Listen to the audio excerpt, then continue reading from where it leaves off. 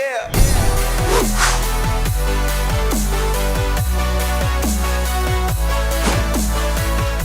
Welcome back to the Gridiron Expert, taking a look at the Music City Bowl today, where we have a very intriguing matchup, very intriguing Big Ten versus SEC matchup between number 15 Iowa and Missouri. We've got a lot to discuss about these two teams, a little bit of history between the two, and the paths to this Music City Bowl, each of them taking a very different one in very semi-surprising seasons for both. These two teams last met in the 2010 Insight Bowl, no longer a bowl game, but Iowa winning that game 27-24. It's an instant classic, and we'll be just as lucky if we can get a game similar to that in the Music City Bowl. You look at Iowa first, 15th ranked team in the country. How'd they get there? Well, they started the year 0-2, and they've been one of the hottest teams in the country since then. They've won their final 6 games. So the Hawkeyes are riding a 6-game winning streak going into this one. Absolutely deserve that number 15 spot, and we'll touch more on that here in a little bit. You look at Missouri. They did not have very high expectations coming into 2020. They got rid of Barry Odom. They bring in Eli Drinkwitz over from Appalachian State. The schedule was brutal. The talent wasn't necessarily there. Many people thought this would be a rebuilding year for the Tigers. And Eli Drinkwitz said, no, absolutely not. We're going to win with what we have. And he did just that. Most people wouldn't brag about a 5-5 record, a 500 mark. But in the SEC, that's pretty dang good. They were 5-3 before suffering blowout losses in their final 2 to Georgia and Mississippi State. But a 5-5 record for the Tigers, where many project them to win maybe 2 at most, is very, very impressive. And the future is looking very bright in Columbia. So let's go ahead and take a look at both sides of the ball here, the offense and the defense. And then we'll get into the keys of the game, and then we'll take a look at who we have winning this Music City Bowl. And I want to start with Iowa here. I want to start with the Hawkeyes offense. Their offense is never really known for being electric. We always know Iowa is a team that wants to bully you up front, and they certainly want to beat you with their defense. But this year, their offense has really started to hit their stride in the middle of this 6-game winning streak. Hawkeyes are averaging 31.8 points per game, and I think that was a main focus for everybody coming into this year, was how are they going to play with a brand new quarterback in Spencer Petras. And here he is throwing for over 1,500 yards, 9 touchdowns, and 5 interceptions. So nothing too flashy, but for a first-time starter, sophomore quarterback, not too bad at all. But I will say that outside of his top wide receiver, Ihmir Smith-Marsette, who has 4 touchdowns, over 300 yards, and has been a threat on the special teams, key player for the Hawkeyes for sure, but outside of him, it's been the run game that has really been the bulk of this Iowa offense, that has been the key for this Iowa offense. They're averaging 171 rushing yards per game, led by Tyler Goodson, who has rushed for over 750 yards this year and 7 touchdowns. So the run game and that offensive line is the key for Iowa. That's the key for them in trying to win this game and kind of blow Missouri off the line of scrimmage, blow them up on their front 7 and get some big games with their run game to take that pressure off of Spencer Petras. And you look at Iowa too, finally with them. Their offense, again, major point of focus. First 2 games weren't too great. During their 6-game winning streak, they've scored at least 26 points in every single game. They've scored at least 26 points in each of their last 6 games. Sometimes they scored 49 like they did against Michigan State. They dropped 28 on a good Wisconsin team. So this offense has the capability to light up the scoreboard, and a lot of it is in complement to their defense, giving those opportunities. You look at Missouri. Eli Drinkwitz is an offensive-minded guy, so you expected when he came to Columbia that the offense was going to be relatively decent for the Tigers, and that's exactly what we got here. They're averaging 26.7 points per game. They're averaging over 400 yards per game in the SEC.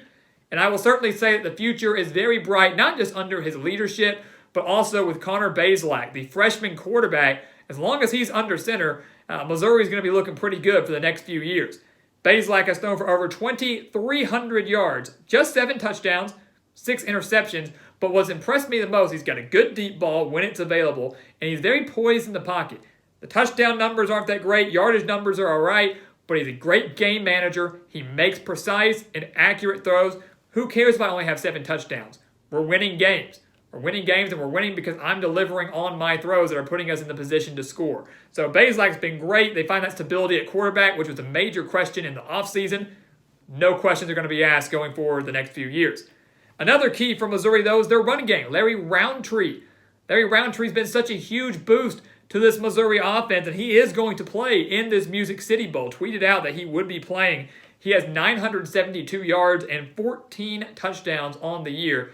That's the type of guy you want when you've got a freshman quarterback. That's the type of guy you want, a veteran running back that knows the system, that can go in there and just pound the rock and take pressure off of that young QB. And Roundtree's done just that, and they're going to need him to do that again when they're going up against such a difficult Iowa defense. Looking at the defensive side of the ball for both teams here, it is without a doubt Iowa that owns the defensive edge. The Hawkeyes are allowing just 16 points per game. 16 points per game. And what would you expect from a Kirk Ferentz-led squad? I mean, come on. Iowa always has one of the top defenses in the Big Ten. Not only are they allowing very limited points, they're only allowing 107.6 rushing yards per game. And that's the number I want to hone in on. That's the number I'm really looking at if I'm Missouri. Because Missouri's been relatively balanced. They're averaging over 265 passing yards per game, a little over 130 rushing yards per game. So the passing game takes precedent. That's up there at number one. But you want to try to find that balance. You want to try to utilize Larry Roundtree as much as possible. And he might not find and have much success against the Hawkeyes here in that very difficult, very tough front seven. The Hawkeyes have forced 18 turnovers this year. They have 22 sacks on the year. And a major reason of that is Davion Nixon, up front on the defensive line, leads the Big Ten with 13.5 tackles for a loss, has 5.5 sacks on the year. He's the leader up front for this Iowa defensive line, and you can expect him to have another big day in this Music City Bowl. You want to look at Missouri. Look at their defense. They are allowing more than double the amount of points that Iowa is allowing. Missouri is allowing 32.3 points per game. So more than double the amount of points per game that Iowa has allowed so far this year. Tigers are allowing 406.9 total yards per game. And another key number you want to look at here is that rushing number. Missouri is allowing 161 rushing yards per game. Iowa is averaging 171 rushing yards per game. So it's right around that mark here where Tyler Goodson and this Hawkeyes rushing game could take off, exploit the Tigers, and Spencer Petras and Amir Smith-Marset in that passing game won't have to do much. And many will say, well, Missouri's going to fix it. When are they going to fix it? They haven't fixed it in the last 3 games. They allowed 292 rushing yards to Arkansas. They allowed 316 rushing yards to Georgia. They allowed 151 rushing yards to Mississippi State in their season finale, a Mississippi State team that doesn't run the ball. They're an air raid team. So this run defense for Missouri is horrible. It's terrible, and it's not getting better anytime soon. And again, going up against a very physical Iowa offensive line, a good pair of Iowa running backs, that's a major concern going into this one. Add on top of that, that star linebacker Nick Bolton won't be playing for the Tigers, choosing to opt out for the NFL draft. Bolton, the leading tackler with 95 tackles in 2020. That's a huge blow. So you're losing your leader of your defense, obviously going to be an NFL draft pick, no doubt about it. You're losing the leader of your defense. Your run defense is not very good, and you've allowed at least 48 points in each of your last 3 games. You've allowed at least 35 points in 7 of your 10 games. So this Missouri defense, guys, is a major point of concern for me. Iowa is not the flashiest offensive team. They don't score very quickly. They don't have the biggest speed and the size compared to some other teams out there when it comes to offense. But there is no doubt in my mind the Hawkeyes can put up some points, and Missouri is going to have to find a way to slow that down and try to keep this game low scoring so the Tigers have a chance to win this one. So what are the keys in this game, guys? What is going to happen out in the Music City Bowl? Well, the first key that we need to look at for Iowa here is we know Missouri probably won't run that much.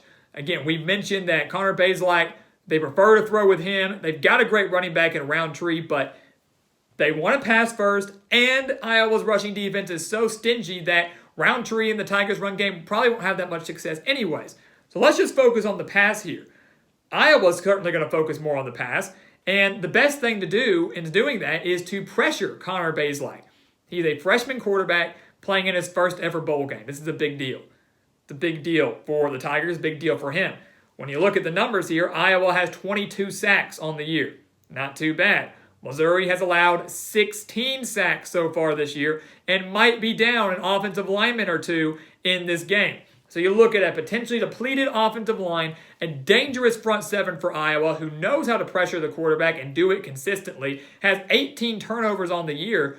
Bazelak's going to have to take great care of the football, and he's going to have to make great decisions when he's in the pocket. If he's under pressure, he's got to be able to get the ball away quickly. And if he does, make sure he's getting out of bounds or to an open man. You can't afford to have many mistakes against this Iowa defense because they're going to make you pay for it. So Iowa, biggest key for me, pressure the quarterback. Get after him. I'm not too worried about your run defense. I'm not too worried about Missouri's run offense. It's all about stopping the pass. Best way to do that right now is to pressure Bazelak. For Missouri, it's obvious their key is to stop the run. Iowa's a relatively balanced team, but we mentioned Missouri's more of a pass-first guy right now, more of a pass-first team. Iowa's going to be more of a run-first team right now. Why wouldn't you be a run-first team when you look at the numbers and how poorly Missouri's been in stopping opposing rushing offenses? So if I'm Iowa, I'm pounding the rock in this one. And Missouri, if they want to have any chance to win this game, they have got to stop the run. Petrus is getting better and better for Iowa. There's no doubt about it. He's slowly but surely getting better, but he's still young. Reminds me a little bit of Bazelak. He's not going to necessarily light you up, which means this could be a battle between two run games. If Missouri cannot stop the run, they do not stand a chance in this game. So that's their key. Iowa, get after the quarterback. Missouri, find a way to stop the run, something they've been unable to do for the past 3 or 4 weeks now. So what's going to happen in the Music City Bowl? It's one of the more exciting bowl games usually every year. It's always an intriguing matchup every year. And this one I don't think is going to be any different. I really don't. But you look at this, in a way, Missouri, they surprised. They're 5-5. They were 5-3. They absolutely deserved and earned this bowl destination. But it almost feels like a lopsided matchup here. You've got a veteran Iowa team for the most part, one that's extremely physical. They're hot. They've won 6 straight. Missouri, they've lost 2 straight. And Iowa, the biggest thing to me in our decision here is they own that defensive edge. They own that defensive edge big time. And Missouri's offense, while we've seen flashes of brilliance at time, their offense is not going to be the one to come in there and exploit that Iowa defense, put a bunch of points on them, make this game a shootout, and somehow walk away with the win.